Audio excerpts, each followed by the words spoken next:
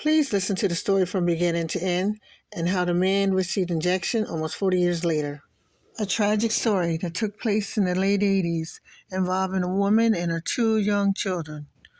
Gone, a senseless violence, and the man behind it. The thing was clear. He would never walk free again.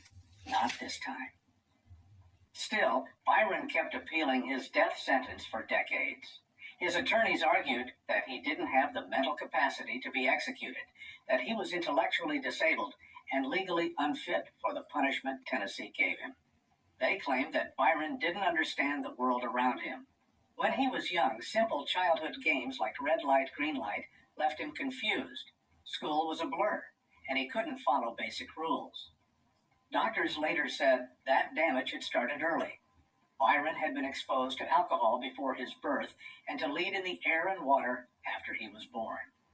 Both left lasting harm before he ever learned to read, especially to his brain's frontal and temporal lobes, the parts of the brain that control memory, attention, and control. And he never grew out of it.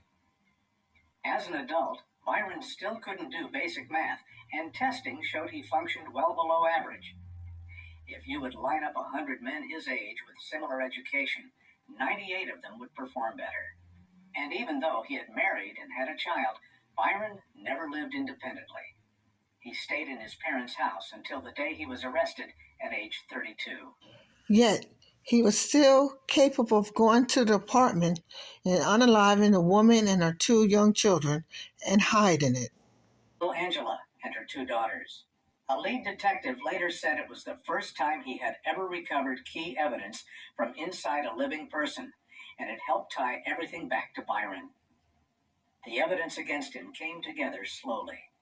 There wasn't a trail of blood or a witness who saw it happen, but the cracks in Byron's story ran deep.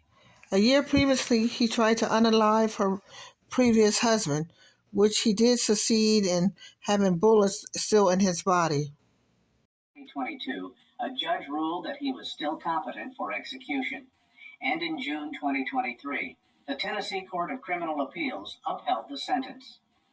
But since then, Byron's execution has been rescheduled multiple times, first by the pandemic, then by temporary moratoriums and technical delays. But eventually, in March 2025, the Tennessee Supreme Court set one more date. Yet there was one final complication. In May 2024, Byron received an implantable defibrillator, a small device placed in his chest to regulate his failing heart. It was a last resort for his end-stage heart failure, but it created a serious complication when his execution date approached.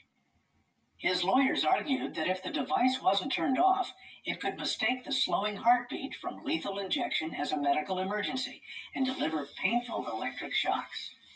They described it like being kicked in the chest by a horse, each jolt a desperate mechanical attempt to restore his heart's normal rhythm. The drugs would slow his heart, and the machine would resist.